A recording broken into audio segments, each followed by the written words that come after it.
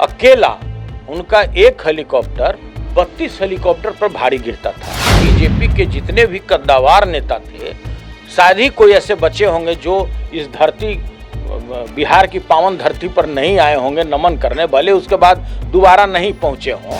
विधायक माननीय अनंत सिंह जी विजयी घोषित किए गए थे। निश्चित रूप से उनसे दुगना वोट से इस बार विजय होगा और जीतेंगे, कन्फर्म जीतेंगे, कन्फर्म।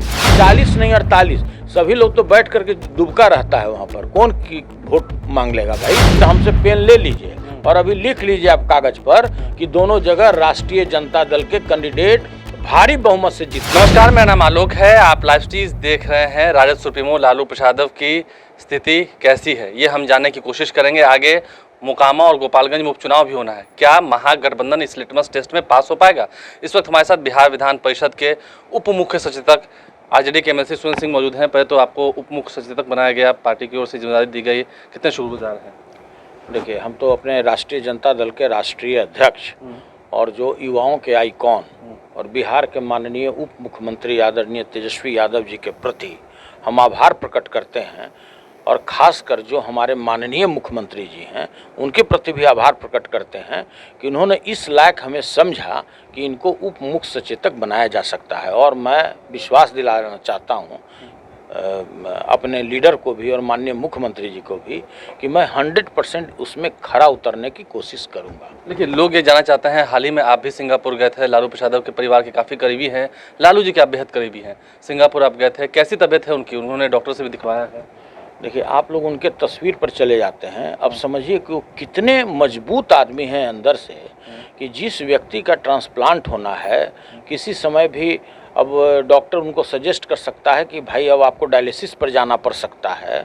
आपको हमने भी देखा है कि उनकी स्थिति अत्यंत दयनीय है। स्वास्थ्य के दृष्टिकोण से माना जाए तो साहब इससे दयनीय नहीं हो सकता है। फिर भी आप देखते होंगे कि फ़ोटो में कभी जाहिर नहीं होने देते हैं, हंस करके फ़ोटो खिंचवाते हैं, अपने लोगों के बारे में पूछते हैं। इतने अस्वस्थता के बाद भी अपने लोगों के बारे में जानकारी प्राप्त करना, ये तो देश में एक ही नेता हो सकता है, उसका नाम है माननीय लालू प्रसाद। हमने सुना कि जब आप सिंगापुर गए थे तो आपके साथ टहलते भी थे और घूमते थे, तो मतलब क्या बातें होती थी?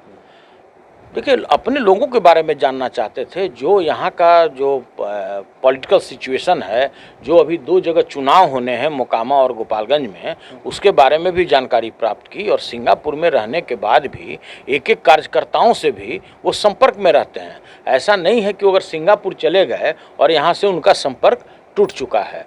और भाई, यह उनकी महानता है कि चाहे कोई भी कार्यकर्ता हो, कोई भी नेता हो, कोई भी मंत्री हो, उनके नज़र में सभी का वैल्यू जो है एक समान है। अभी आपने गोपालगंज और मोकामा का जिक्र कर दिया। गोपालगंज और मोकामा में चुनाव होने हैं, उपचुनाव 3 नवंबर को वोटिंग होनी है।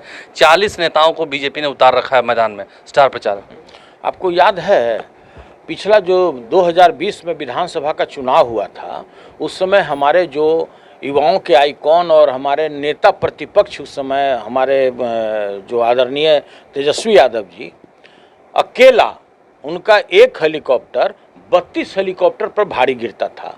उस समय देश के बीजेपी के जितने भी कद्दावर नेता थे, शायद ही कोई ऐसे बचे होंगे जो इस धरती बिहार की पावन धरती पर नहीं आए होंगे नमन करने, भले उसके बाद दोबारा नहीं पहुँचे हों।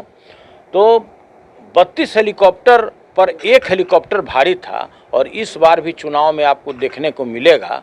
मोकामा का आप रिजल्ट निकाल लीजिए वर्ष 2020 का, जिस समय विधायक माननीय अनंत सिंह जी विजयी घोषित किए गए थे। निश्चित रूप से उनसे दुगना वोट से इस बार विजय होगा और जीतेंगे, कन्फर्म जीतेंगे, कन्फर्म। उसमें भी आपको कोई शंका शुबा है क्या?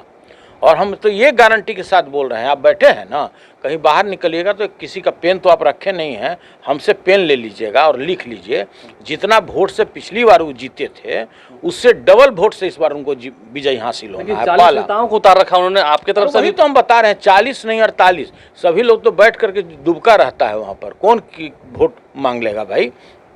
पूरा जो मोकामा में जिस तरह का क्राम बोल रहा है अनंत सिंह की पत्नी के लिए, आप कल्पना नहीं कर सकते हैं। राष्ट्रीय जनता दल का वहाँ बयार बहा हुआ है, कोई दूसरा आदमी को वोट देने के लिए तैयार नहीं। गोपालगंज में भी जीत होगी? अरे कन्फर्म जीत होगी। जो वहाँ साधु यादव खड़े हैं ना। देखिए, काठ की हारी हरदम नहीं चढ़ती।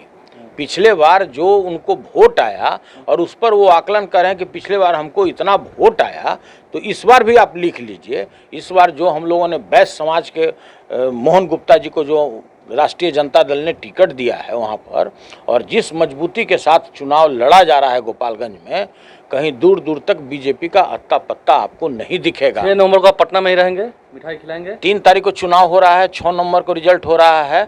तो भाई हम तो कह रहे हैं ना कि पेन किसी अपने मित्र से ले लीजिएगा, अगर वो नहीं दे तो हमसे पेन ले लीजिए और अभी लिख लीजिए आप कागज पर कि दोनों जगह राष्ट्रीय जनता दल के कैंडिडेट भारी बहुमत से जीतने जा रहे हैं। आप मिठाई खिला रहे हैं? कंफर्म? कंफर्म खिला रहे हैं, हम तो आज भी मिठाई खिलाने के लिए तैयार हैं, एडवांस में भी खिलाने के लिए तैयार हैं। देखिए, सुनील सिंह आरजेडी के एमएलसी हमारे साथ थे, उप मुख्य सचेतक बनाए गए हैं बिहार विधान परिषद में, और लालू प्रसाद की तबीयत का एक तरफ जहाँ उन्होंने जिक्र किया, वहीं गोपालगंज और मोकामा में क्या हाल है महागठबंधन का ये भी बताया। हमारे चैनल को सब्सक्राइब कर लें, साथ साथ फेसबुक पेज भी लाइक करें। धन्यवाद।